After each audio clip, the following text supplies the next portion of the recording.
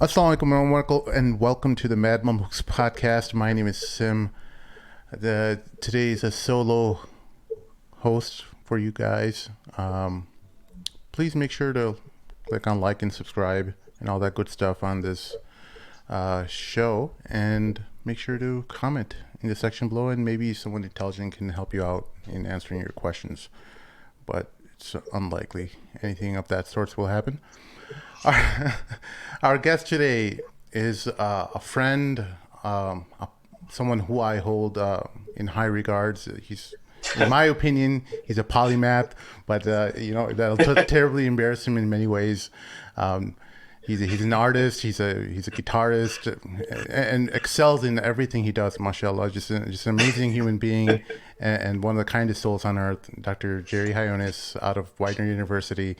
He's an economist that is gonna hopefully help us out a little bit in understanding some of the craziness that's happening today. He was also a previous guest. I know a lot of our audience has grown since our audio only days. Jerry was on 2-3 years ago when we were first starting out, and he helped us understand the whole Brexit situation.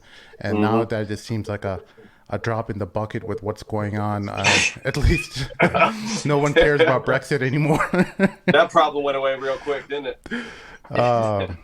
So Jerry, like, as an economist, you guys must be having a field day with this whole thing, right? Well, what I tell my students is on the positive side is everything that we talk about in class is relevant, and it's like, oh, this is happening here and this is really, but then on the negative side, the economy is collapsing. Yeah. Which is true of all. I mean, economics courses aren't that entertaining when the economy is doing well and is working. But yeah. I mean, economists are, in general, they're kind of, just wringing their hands trying to figure out what to do. Or we kind of know what to do. We just have to wait for things to happen, and it's a big deal, man. Well, it's not going well right now. Yeah, so when you're looking at this thing as an economist, you look at different projections that this whole thing can play out. Like, walk us through that as an economist. Like, how do you look at? Do you consult with epidemiologists and other people in your industry who can help sort things out for you so that you can make some kind of economic model for what you might see in the future? I don't do forecasting models personally. That's not my specialty. But those that do, and those economists usually work for either firms like Moody's. They could work for J.P. Morgan, and there's certain institutions that they kind of focus on forecasting, and it's very proprietary, and they have their models, and they kind of work it. They don't really release what they do because they charge to see their numbers. But my assumption would be, especially in this case, they would go and they would talk to people from the CDC or like say an epidemiologist or people that specialize in that. But even more simple, the economy was having issues before all this happened. Right. And I know one of the things that people, that people get a little twisted about economists is we don't really put, and this is no pun intended, a lot of stock in the stock market. Yeah. It goes up, it goes down. Do we want the stock market to go up? Yeah, I mean, because that's an indicator. It's a good indicator, but it goes up and down all the time. Right. And so to say that, well, if the stock market goes down, the economy is going down, the stock market's going up, everything's great, isn't really how it works. So there has been a lot of discussion even before all this happened of when is the next recession happening. There's a lot of technical things that were going on that I won't bore everyone with. But one of the big ones was we were seeing for 3 quarters of the year, so almost a full year, that investment by businesses, and that's real estate, that's businesses producing stuff, was actually had a negative growth rate. So businesses were already starting to kind of consolidate their resources and contract their spending a bit because there was this expectation that the economy could slow. But the one thing that always keeps economies propped up, and especially for the United States, about 60 to 70% of our value, what we call GDP of the economy, is consumption. Yeah. It's just people buying stuff. And I know that always sounds crass and that sounds very trite, but it's true. And it doesn't have to be that they're buying important things. Just literally people buying stuff is what props up the economy. And that's the faith that people in the world have, right? As exporters, like China and them, they're the largest exporters in the world, who their economy is, or everyone's economy is looking to the ability of the American consumer and their buying power. Is that correct? Yeah. Yeah, and not only does China export a lot, but they also import quite a bit as well, and that's a bigger issue in the sense that China imports a lot of raw materials, puts in the labor, and then exports it. And it's funny because that's the United States. We export our raw materials and we import the manufactured goods, which is normally what developing nations do. Yeah. But that's a different study on and of itself. But so the first part that caused problems, of course, was China's economy stopped in the same way that ours did. And that was the initial hurt to the economy, in that it wasn't just that we couldn't sell the goods that we normally do. That was a problem. But a lot of the supply chain for the things that we produce and we produce and we buy here was coming from China, which all of a sudden stopped, right? So let's say you're, just for an example, incorrect, but specifically, but generally, let's say you're Ford, right? And you're making a car, let's say in the United States, but you have parts that come from China. Well, if those parts don't come from China because of trade restrictions now, because they've locked down the country, or we've blocked imports and exports, well, those cars can't be made. And so all of a sudden we have a production issue in the United States where we can't get the stuff that we need to produce and sell these goods and services. One of the possible solutions to that, people said, was, well, the way that the market works, firms that were producing in China but no longer can because of the COVID-19 issue, well, won't they just move their production somewhere else, let's say Mexico, or somewhere closer and similar kind of styles? And economists retorted, well, if that was the case, they probably would have done so when the Trump administration jacked up the tariffs, right? Because that, all of a sudden it costs more. But it's not that easy, right? Anyone who's, your listeners that deal with business, you can't just automatically switch things, especially as quickly as COVID-19 is starting to make things happen. So that was the first hit to the economy. But again, like most things, I think the general populace didn't really feel that, right? It wasn't until we started not only seeing cases come to the United States, but of course the communal spread. And of course it spreads very fast. I'm not that kind of doctor, so I can't really speak to, how this all works. But what I do know is that it spreads very fast, right? And now what we've seen beyond those issues is consumption has essentially stopped, right? Outside of toilet paper, right? Dry pasta and flour. Those are the three things that are impossible to find. And when you say consumption, we're not talking about the disease consumption. No, yeah, we're not talking about TB. You're going 1920s blues with that one. All right. No. We're talking about people spending money because they can't. Yeah. Right. So outside of grocery stores, and even there, it's very hard for them to keep certain things stocked up. And we can talk about the rationality or irrationality of it. Consumption has halted. Investment has halted because if people aren't buying, firms aren't going to produce. Right. Right. And so really the only thing, and trade has pretty much been shut, right? Because no one's trading with anybody right now because almost every country's on lockdown, basically. Yeah. The only thing that really can prop up the economy is government spending. But again, the problem has been spending money during a recession isn't necessarily an issue, right? We do it all the time. But we've been spending, the deficit for this year was $1 trillion, and the economy was booming, which made no sense to economists. You're not, when the economy is booming, the government shouldn't be spending trillions of dollars. Yeah. So we already are racking up huge amounts of debt when the economy was doing well.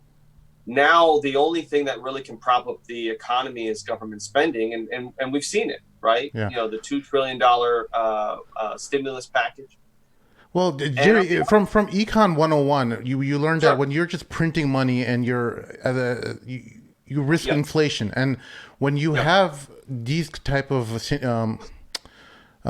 situations where the American buying power is people are losing faith in that, in that metric, or that I don't know how you. Well, I guess you evaluate it with the dollar, right? The value of the dollar is the indicator of how much people have faith in the American economy, or the American relative to others. Yeah, relative to other economies.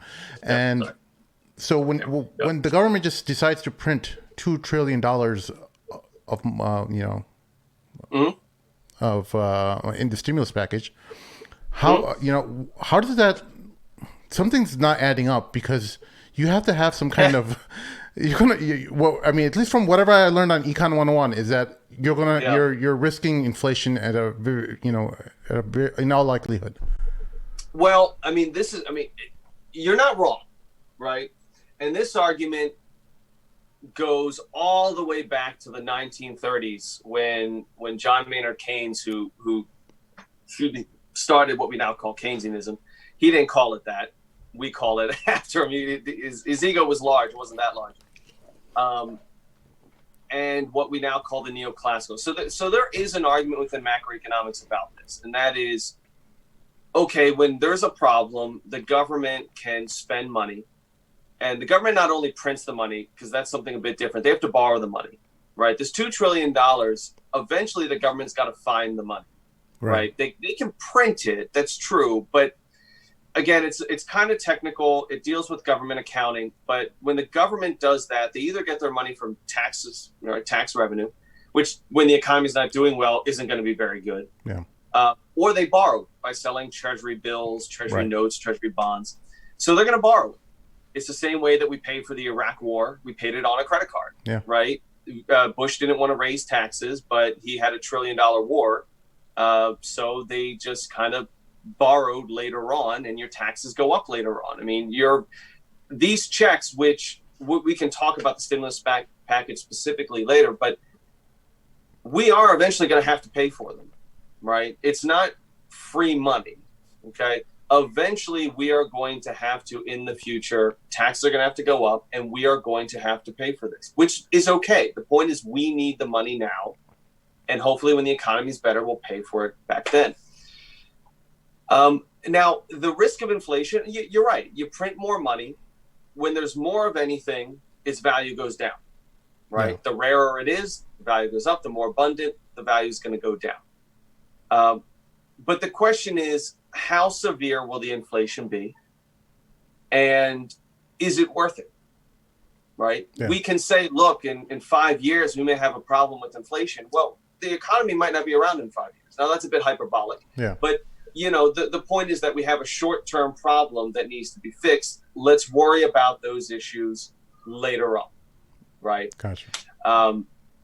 And so, you're not wrong, right? That's always going to be there. What is interesting is, although there are some voices that say inflation is going to go up, this is a bad idea, it's very few, right? Because it really is that bad. It really, I don't think I shouldn't say because I'm not that smart, but the majority opinion within economists is this is probably going to get bad economically. Again, I can't speak about the health situation. Economically, it's going to get pretty bad for probably a few months. But unlike the financial recession, it probably will bounce back faster, which is a good thing. Yeah. So there is a risk of inflation.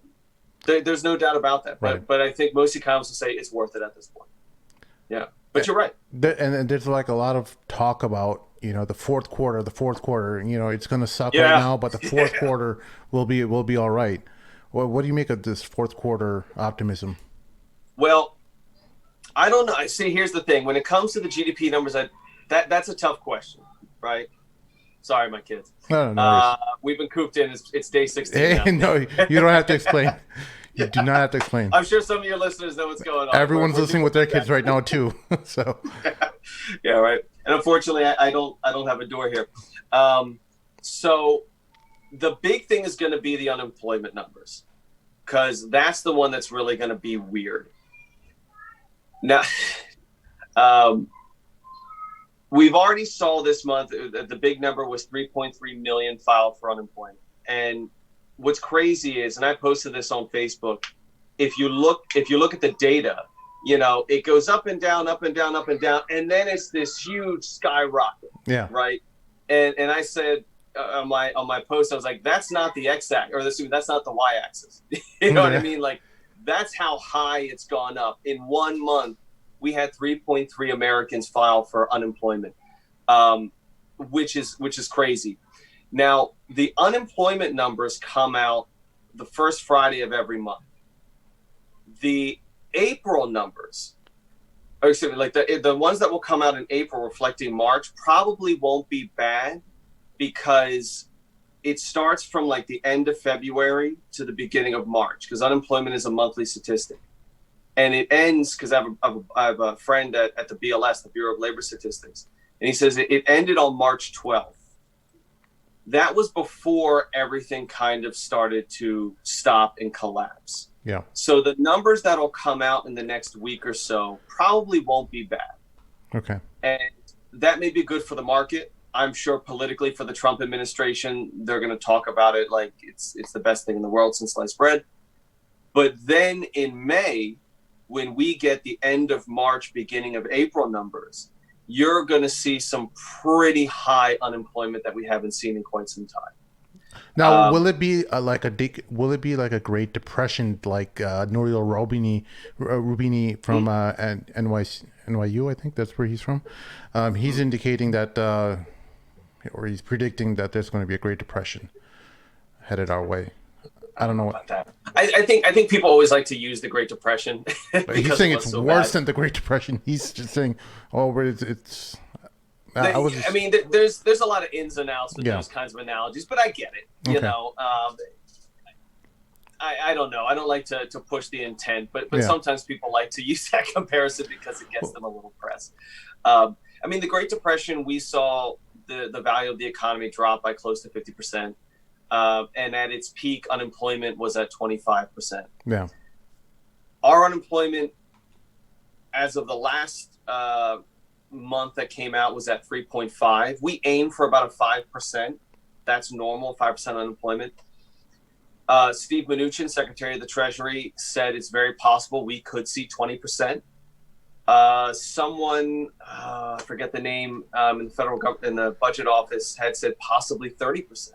Yeah. So those would be Great Depression numbers. I mean, just because we're talking Great Depression was when we had 25%, and that's the highest it's ever been in the United States since we've recorded it.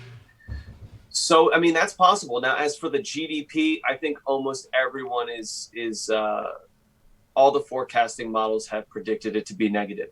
Yeah. That GDP will definitely go down. Well, as you mentioned, we're the recession was already predicted for you yourself been saying it for years. Even when things were going up and up and up, you're like, this doesn't make sense. I remember seeing your first Facebook post and saying that the market is overvalued. The market is overvalued. Like kept on repeating it.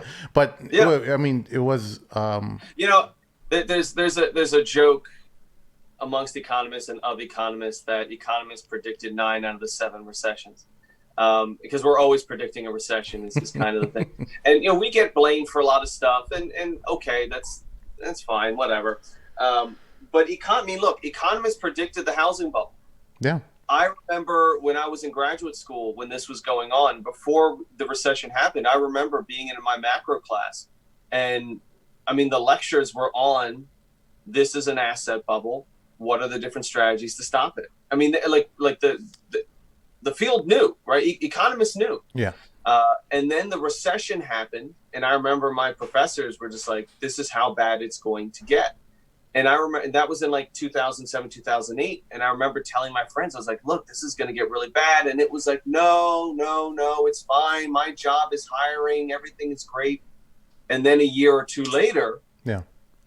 5 rounds of layoffs, hiring freezes, all this kind of stuff going on. It's a bit lagged. Right. Yeah. And that's how it works. And this is a bit different. Right. And so even before this happened, my personal opinion has been that the stock market is overvalued. The stock market's been going up and everyone's portfolio was great, but trees don't grow to the sky. And it was also being propped up by the government spending a lot of money, cutting taxes, and which of course is politically is always funny because, stereotypically Republicans always have an issue with government spending and debt unless they're in office. And they realize it's quite nice politically to lower taxes and increase spending. And trust me, I got cracks on Democrats too. It's fair game for me. Yeah, we don't care. I don't discriminate. Everyone's got a target. We were predicting a recession about 6 months to a year ago. There were a lot of signs, and I think if the brakes were slowing down on the economy, this was like someone's foot going on top and slamming the brakes down. Yeah. I don't see how what's going on won't cause at least a temporary recession in the economy. No one's buying anything. Yeah. Again, outside of basic necessities, but that's not enough to keep the market going. Yeah. You know what I mean? Going to the grocery, going to the market once a week isn't going to do it, right? And that's why, again, in fairness, Trump made the thing that made the statement that he wants the economy opened up by Easter, and of course he made some kind of religious rhetoric around it. Which I have Catholic friends that were like, "I don't know what he's talking about. Like, this is insanity," But he does have somewhat of a point here, right? In that, at least for here in the Philly region, we've been in the stay-at-home kind of procedures for basically 2 weeks. Yeah. And the schools are closed for another 2 weeks. And I've got a suspicion. Well, the universities are closed for the rest of the semester. My kids' elementary school is closed for another 2 weeks, and they might probably close it even more. And they'll be teaching. They'll probably be in school for longer in the summer, which is financially very good for us. But that's a different conversation as well. Yeah. But me and my wife are very lucky because we both have jobs where we can work from home. Yeah. Right. There are a lot of people that don't. Yeah. And while the CDC and the WHO and Dr. Fauci and all them doing great work are saying, look, it's got to be 8 weeks. I don't know if that can happen. That's was my next follow-up question. Is that people like, are you planning on another stimulus after that? Like how many trillions can you? Look, you got two options. Yeah. Right. One option is we essentially go back to work, right? Everyone just says, look, we're going to get it. We're going to get it.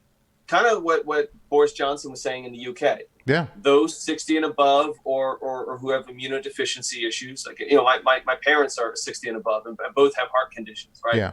Those are the ones that I worry about. I'm sure, many of your viewers have people in the same situation. Yeah.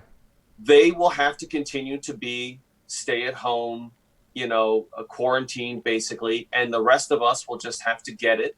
Yeah, and become immune and be that layer. On the previous episode, we kind of explained to the audience about what herd immunity and things like that. Yeah, of course. About that are so.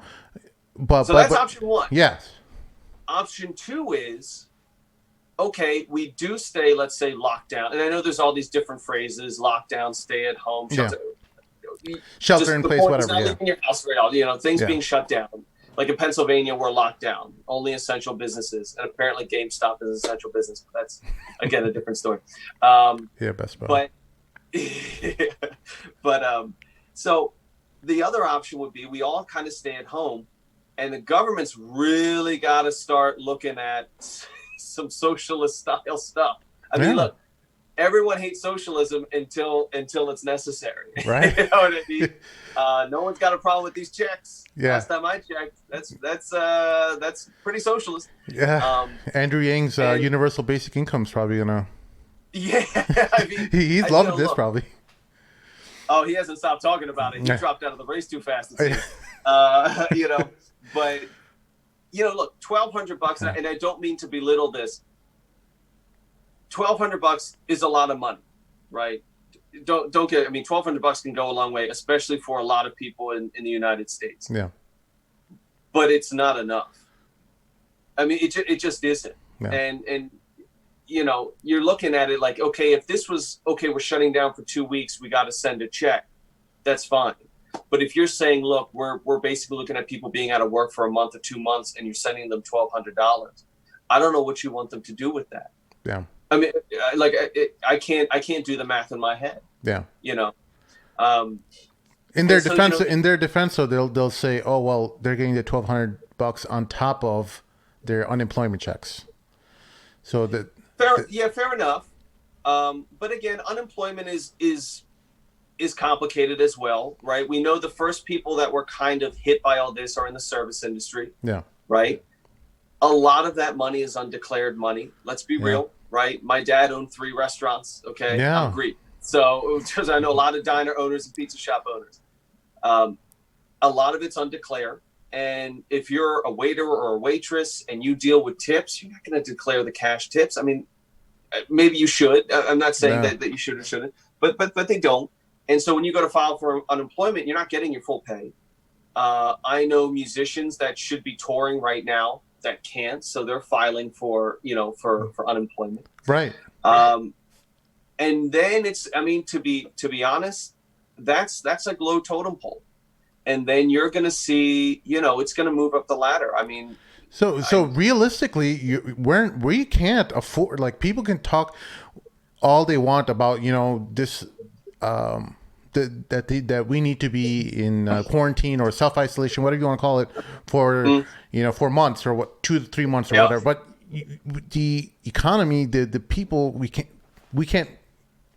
make that happen. What I think is more likely is that they're trying to use this time to shore up the medical infrastructure needed to treat this many patients. What they've done with we have a McCormick Place. It's a huge facility in the city of Chicago used for conventions and stuff.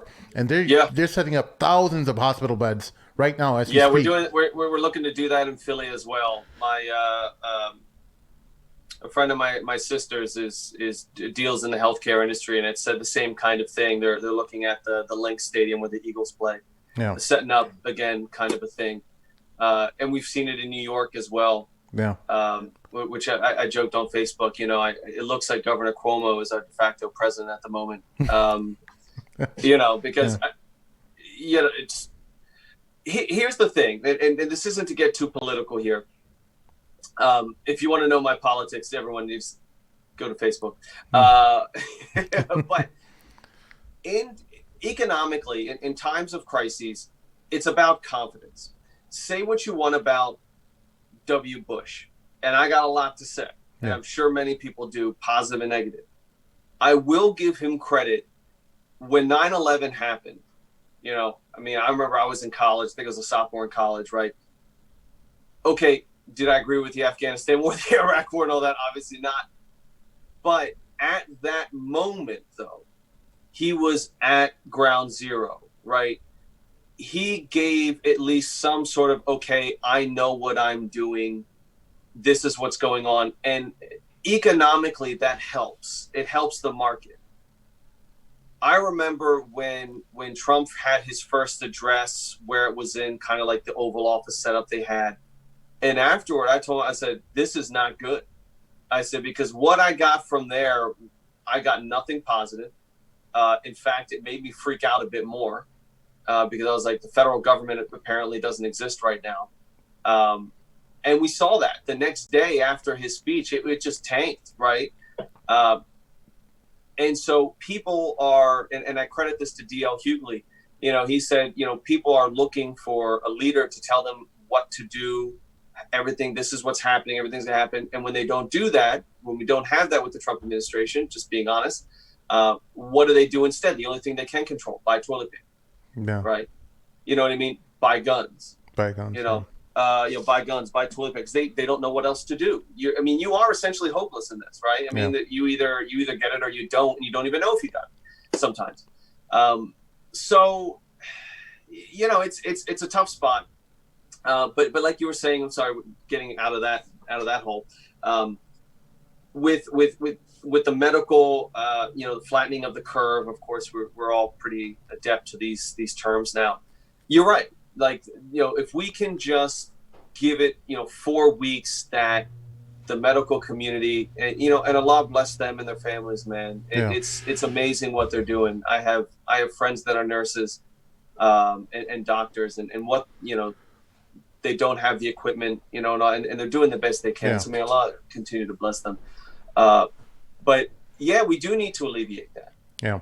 And it always seems like, and this is a personal view, so I apologize. I don't like to get too personal about it, but it seems like we're always a week or two late of what we should be doing. Well, that's right? the whole thing that China knew about a lot of these issues so early on. And I feel like, that's another thing. There's a bigger story to this that's happening on a geopolitical level. I think I really feel like, I mean, I'm talking like an idiot looking from top down. I can only look. Wrong.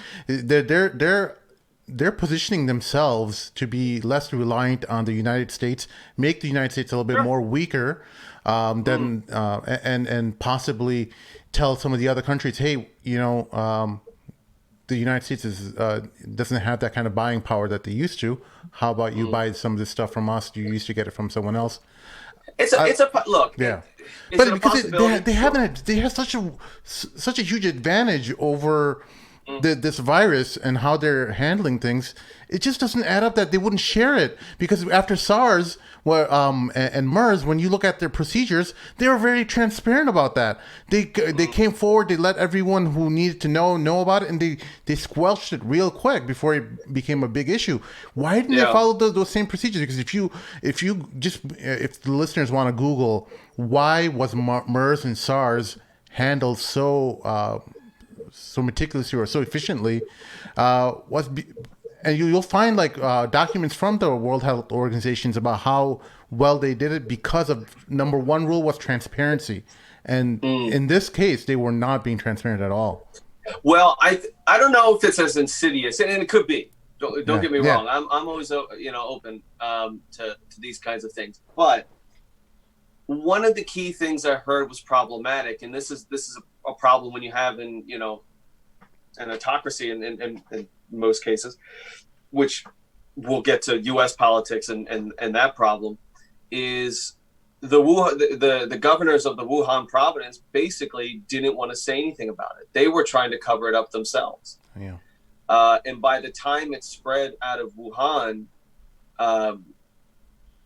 it was already spreading throughout China by the time they figured that out. Now, look, to be fair, the Chinese government historically has not really been the most transparent economically, right? Yeah. I can't talk about their health data and stuff like that. I've heard that stuff about SARS and MERS and all that, and very well could be true. Yeah. That there is something more meticulous, maybe happened in the shadows of it. That's a possibility. But I will say economically, their data is always suspect. When it comes to data from China, we kind of take it as it is.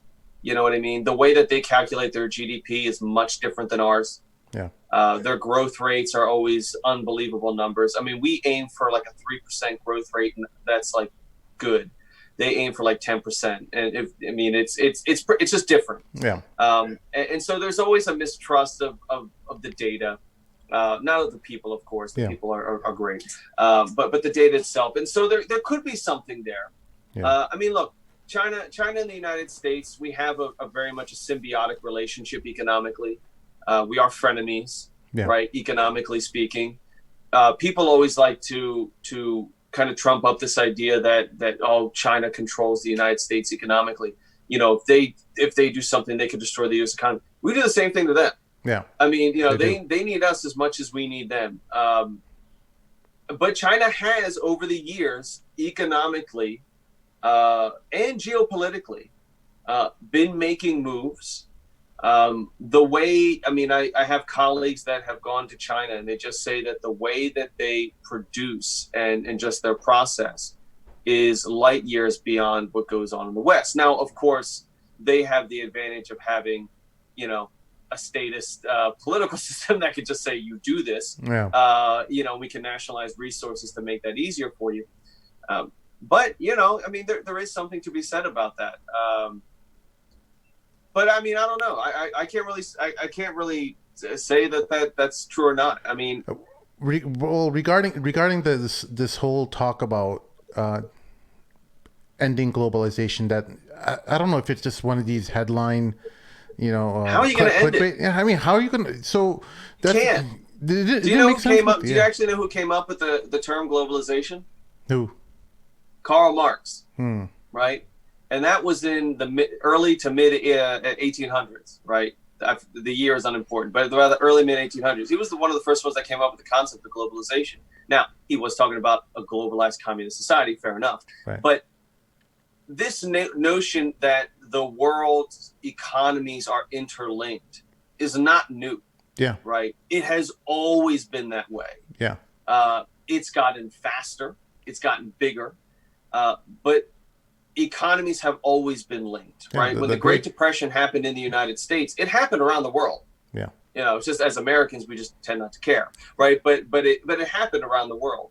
And so this idea that COVID-19 is going to end, global ties, and I very highly doubt that. Yeah. I mean, I could understand some sectors of the economy, for example, sure, medical equipment and things that would be critical to the well-being of Americans. They might want to start some competition, or maybe at least set up Mexico as a partner rather than China, as an economic partner that can shore up the Mexican economy and have an incentive for Mexicans to stay in Mexico. You appease the right wing that way, or certain elements of the politics internally, by shoring up the Mexican economy, by setting up infrastructure or manufacturing in Mexico in much more higher capacity than you've done in the past, because that seems like the only way to actually have some kind of mitigate that within the realm of econ. There's something that we call development economics, which is just that, right? How are some economies better than others, and how can we make those less well economies better? And economists have been saying that for years. In fact, Paul Krugman, who most people know as like the token liberal economist of the New York Times, he didn't win the Nobel Prize doing that, right? He won the Nobel Prize because he did a lot of work in trade theory and development theory. And I mean, we've known that. We've known that if you really want to make your economy better, this old school idea of essentially, and again, maybe it is a bit hyperbolic, but this essentially this colonizer-colonizee relationship that has been the Western economic model for so long has got to change. Yeah. We can't be treating developing as, well, what resources can we extract from you, and what products can we sell you that we don't want? That the best way to do it is to establish trading partners and to have their economies advance as well, right? Because why wouldn't we want Mexico to be a thriving economy? Yeah, I mean, that would be great. It's a better trading partner. Trade is the way to go. You know what I mean? Why shouldn't Latin America? Why wouldn't we want to see Latin America, economically advance? I mean, politically, there's reasons why they don't want it. Yeah. Same thing with the entire continent of Africa. There's many African countries that are very, very wealthy, not only in resources, but with intelligent workforces that could, they could start producing goods and services and having globalized trade and tourism, but for whatever reason, and there's a few, it just doesn't happen. Yeah. Right. And it's a case by case basis as to why, but you're not wrong. The medical equipment thing is going to be interesting. because again, going back of always being like a couple weeks late on everything. I know there was talk, and of course Trump says something, and then he goes back on it, and it goes back and forth. But you talked about GM switching their production over to ventilators, and that's an old school like World War II thing. Like the government is telling you this is what's going to happen. Yeah, the Stafford Act. Yeah, exactly. And it would have been great like a couple weeks ago. Yeah. I mean, it's great that they'll make but it's not going to, I mean, they say those ventilators aren't going to be No. produced and shipped out till like May. So it's like, well, that's not really helping us right now. It's something that we should have done a while ago. And we're seeing that now because the federal government has basically taken this ultra kind of, that the federal government is this libertarian view. The federal government is the lender of last resort, right? That states should figure everything out. Well, now states are competing with each other to get equipment. And normally that's okay. You know what I mean? That's good competition, but this isn't a normal time. Yeah. Right. I mean, states should not be bargaining against each other over, medical equipment. That's why we have a federal government, that in cases like this, the federal government says, you know what, no, knock it off. This is, we're going to get everybody what they need. And that's just not happening. And that doesn't help the economy at all. Right. Yeah. Because a sick population is not good for production. Yeah, I mean, a sick population you can't buy. They can't buy, nor can they work. Nor, I mean, that's the other thing, It's such an amazing time, because I'm telling my daughters, like, guys, you guys gotta. They're teenagers and stuff. I'm like, you guys gotta pay attention to this time, because this is like, we're setting history. This has never happened, at least in recent memory. No, I mean, I tell my students that because we're now, we switched over to the virtual teaching. They see basically the same thing that you're seeing, except I have a whiteboard that I'll put behind me. And I say, look, I mean, I'll be 38 in June. I feel old, but I know I'm not that old, I guess. I've never experienced anything like it. No. I think the only thing in comparison maybe again is 9/11. Yeah. Just because I remember with 9/11 happened, everything kind of stopped. And that's the same thing we're seeing with COVID, is that it was crazy. I mean, me and my family for spring break, we were on vacation, and the next week it was like everything stopped. School was canceled, kids are home, shops are shut down, and then it's just like, it happened like that. Yeah. And then it's the panic. People are panic buying, and people are getting crazy out there. And I think that slowly started to calm down, mashallah. But I told my daughters the same analogy. I'm like, hey, this is you guys are young, and you guys were too young for 9/11, but this is how we felt. It's very similar. It's that existential threat. Yeah, I mean, there's a lot of differences, of course, as well. But I wish there would be. Oh, sorry. I wish there'd be a bit more unity. You do see it, which is great in some cases. And I don't think anyone is ragging on the medical workers and the doctors, at least yet. Yeah. Tune into Fox News to see if that changes soon. But I mean, that's one thing I do remember after 9/11 was everyone kind of was like, all right, we're just going to chill out, and we're going to support what's going on here, especially for the people in Ground Zero and all that kind of stuff. But yeah, it's the closest thing I can remember. You know what I mean? From a humanist perspective, when we were talking about earlier, just about getting the economy back moving, that as ambitious as we are about wanting people to stay at home, and how passionate we could be towards humanity, so that the elderly stay safe and whatever, but eventually the economy has to move in a few weeks, or else things will just start collapsing. Or the government's got to pay. Yeah. I mean, like you're saying, we're talking like $1,200 checks every 2 weeks. I mean, every week if it needs be.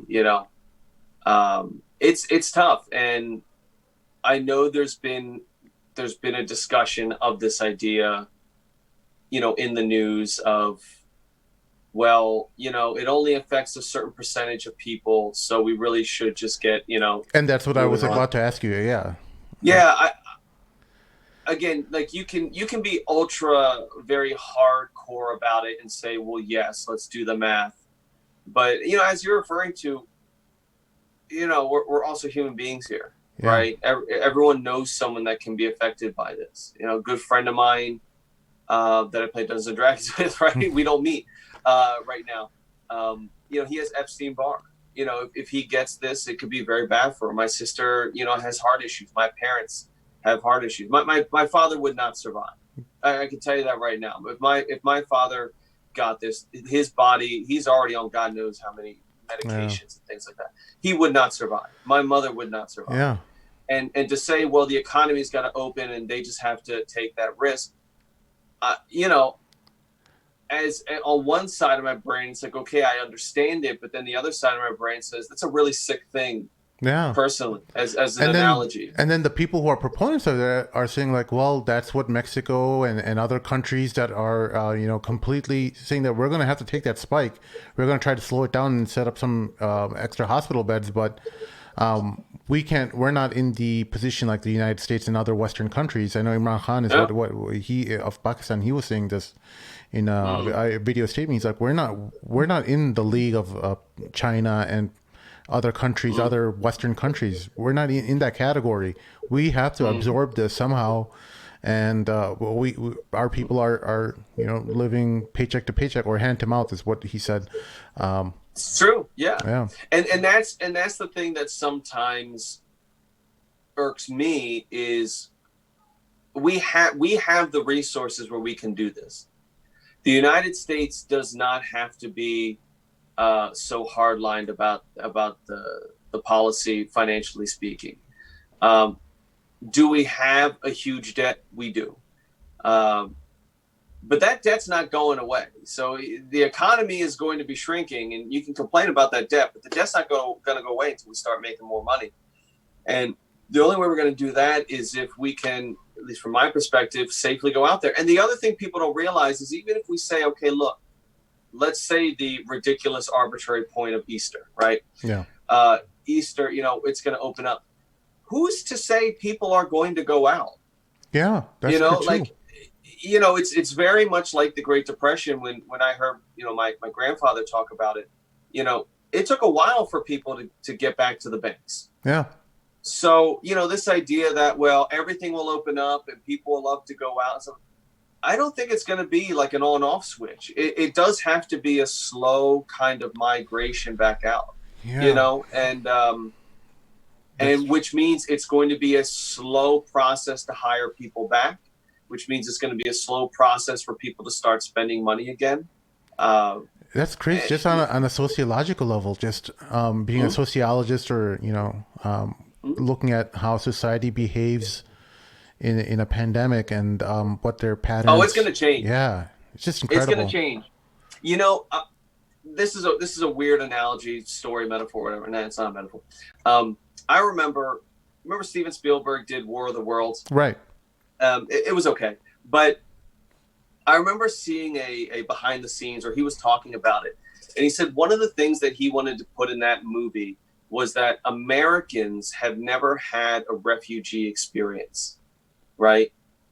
Even in the case of World War II, outside of Pearl Harbor, just by the blessing of geography, we've never actually had a war in modern times. I know we've had the Civil War and things like that, but in modern times, we've never really had a war in the U.S. where we had to deal with things that people all around the world have to deal with. That's why 9/11 was so shocking, right? It wasn't like the first time anything like that ever happened, right? We know, that that's not true. And we probably caused some of the things in other countries, of course, but it's not even properly we did. But then we had to deal with that, right? We had to come to terms of how do we deal when we have to feel that we've lost control and someone is trying to attack us.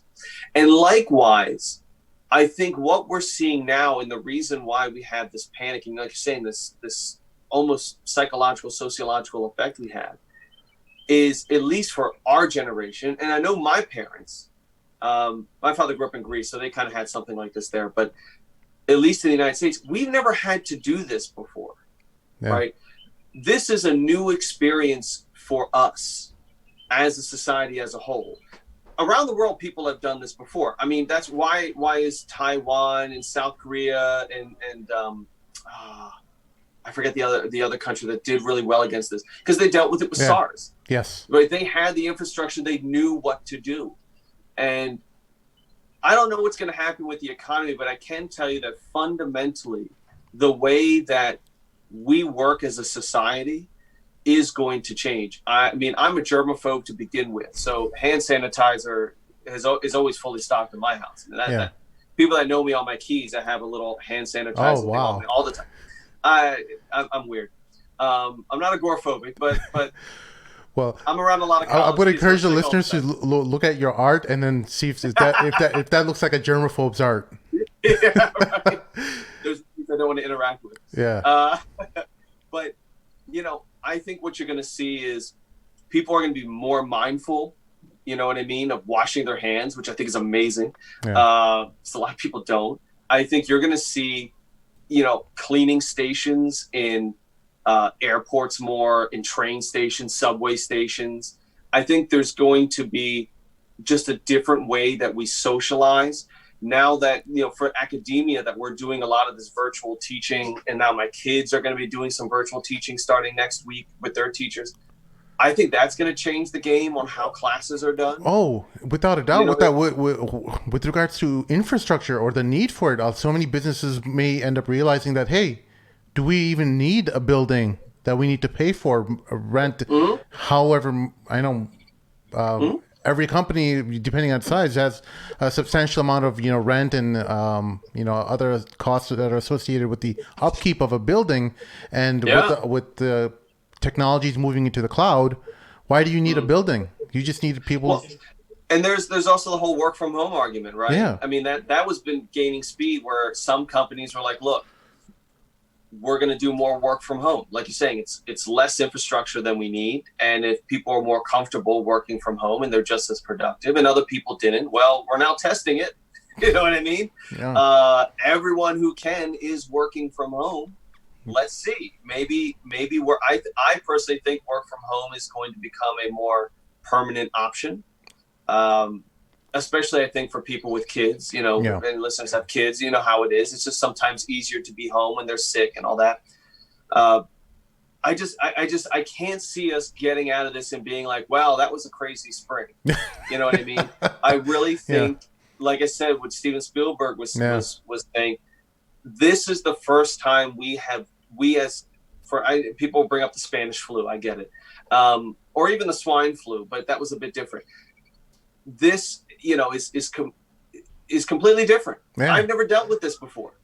I don't know anyone who has that has grown up here, right? That has dealt with an outbreak where your life is fundamentally changing. Yeah. You know what I mean? So yeah, it's going to be crazy. So even once the economy does get back up, I think things are going to change. Yeah, and I think like me and you, when we tell people, can say that, where were you on 9/11? Where were you? I think it's going to be the same thing for our kids. And like, they'll remember. I try to explain it to my son is 5, so he doesn't get it. But my daughter, who's 9 years old, telling her about it, and of course you can't be doom and gloom about it. Yeah. I got a 10-year-old daughter too. Yeah. Yeah, you got to soften it a bit, right? But trying to explain to them, like, look, this is what life is right now, and it's a good teaching moment, I think, to say, look, this is, Allah throws these things at you sometimes, right? And you have to, to get a little bit realistic.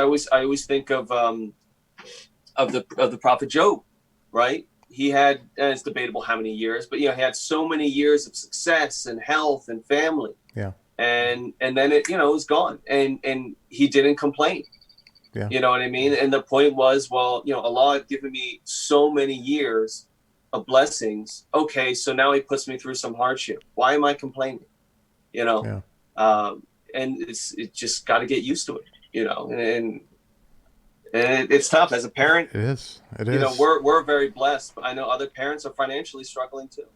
Yeah, and that's the most painful thing. I mean, like here, even like my sometimes being complaining about boredom, right? You're like, man, there's Yeah. other families who are struggling, even wondering whether they have a job, or Yeah.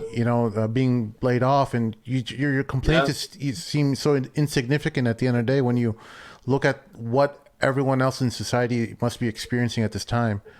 But Yeah, we were taking a drive, and I said to my wife, I said, I see a lot of my friends who are single or don't have kids, and they're complaining of boredom. And I said, man, I would love to be bored right now. I've never been busier in my life. yeah, Yeah, I've never been busier in my life. And she said, yeah, she's like, maybe for a day. She's like, but think about not having anyone with you for now 16 days or whatever it's been. And I said, you know what? Yeah, you're right. It can be tough when you got kids at the house. It can be yeah, tough. I mean, me and my wife have a very good relationship, so then that's we're around each other all the time, so that's not new.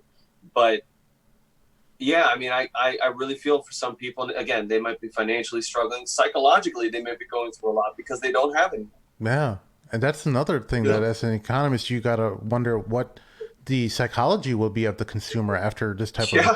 like, what sectors will be, will Well, I people mean, start buying the from? idea is that when people finally will, because people want to buy stuff, Yeah, right? naturally. Right or wrong, people want to spend their money, Yes, and but right with the now they can't. recession that is also looming or is in effect right now, we can't. It's in effect. It's happening. I mean, It's it's in going effect. on, right?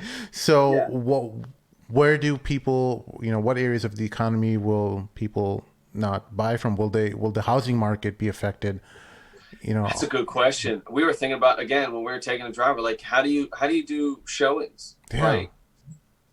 How do you look in a house if you're worried about it? You're gonna put on right, masks and stuff like that. I mean, yeah, I wouldn't be surprised. Real estate market takes a big hit yeah, because this is the big, this for those that know, like spring is the big time for yeah, buying and selling houses.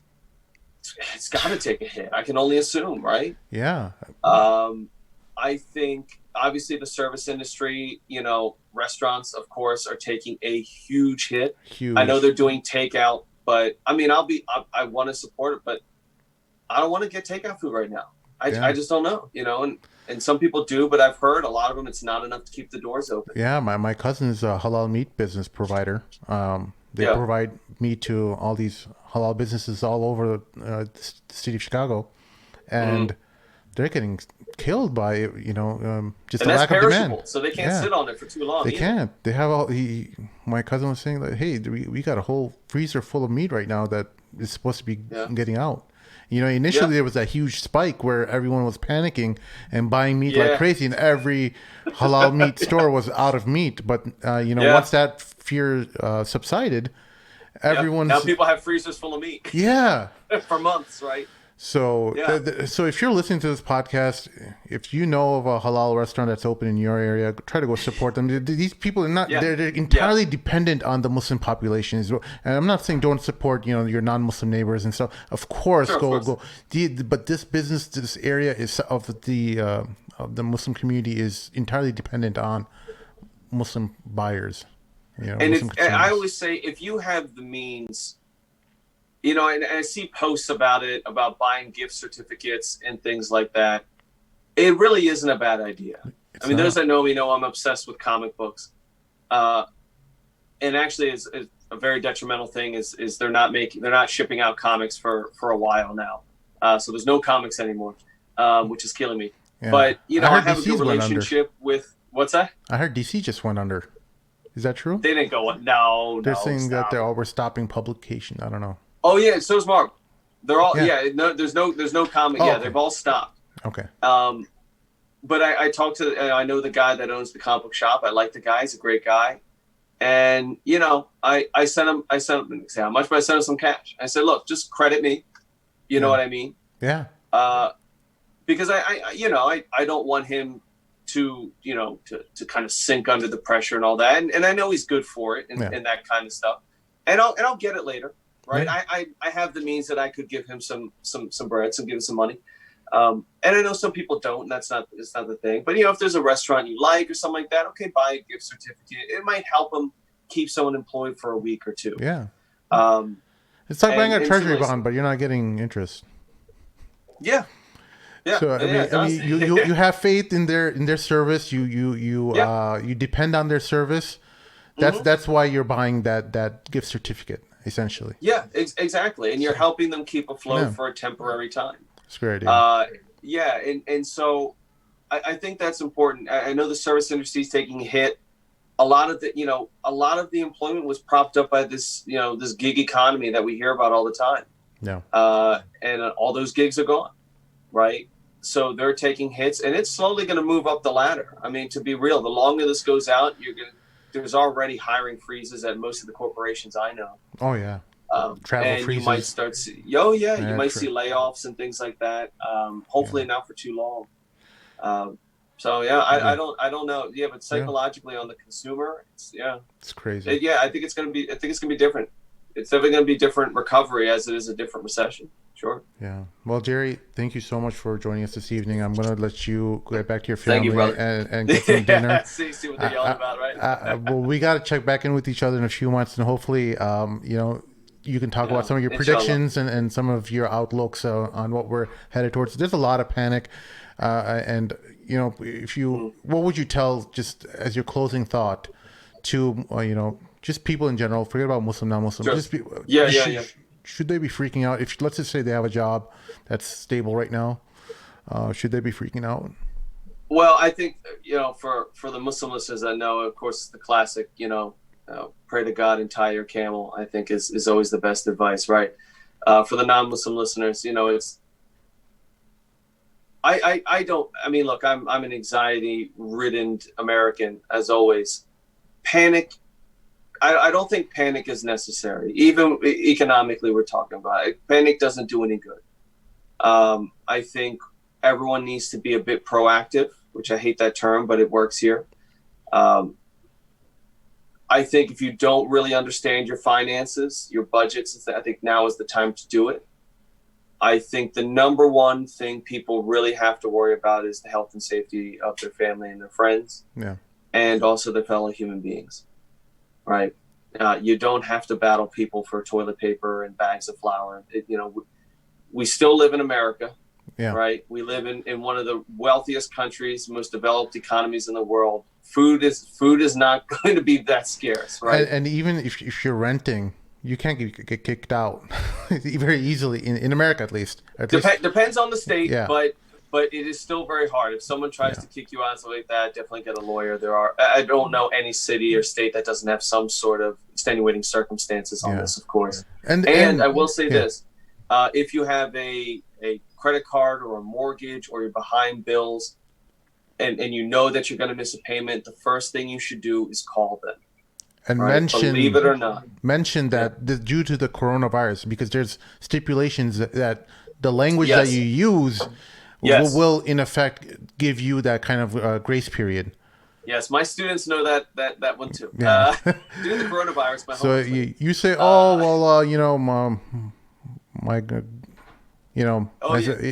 whatever other language other than coronavirus, then you're gonna get in trouble. So. That's all you gotta say is coronavirus. Yeah, right. And then, but no, if you're ever behind on bills or anything like that, always call them before it goes late. Yeah. You would be surprised how well some of these companies will work with you, especially in a time like this. They may not be legally required to, but reputation is also very important. And inshallah, we'll all get through this. Yeah. And again, I always like to say, just because I know a lot of people know people in the medical industry, again, may God bless them. And protect them, protect their families, man. They're really doing the proverbial God's work out there. Absolutely. Jerry, thank you so much. What's the best way to reach out to you? Best way is either find me probably on Facebook. If you got any questions, always hit me up on Facebook. That's the main, that or Instagram. Awesome. Either one. Yeah. Awesome. For questions, comments, and concerns, go ahead and post it up in the YouTube comments below. We used to say email us, but now we're on YouTube, so we've kind of grown up, and now we have to mention. Get with the times, my friend. Yeah. It's all about algorithms and trying to make sure people like this video. Thank you, everyone. We'll see y'all next time. Assalamu alaikum.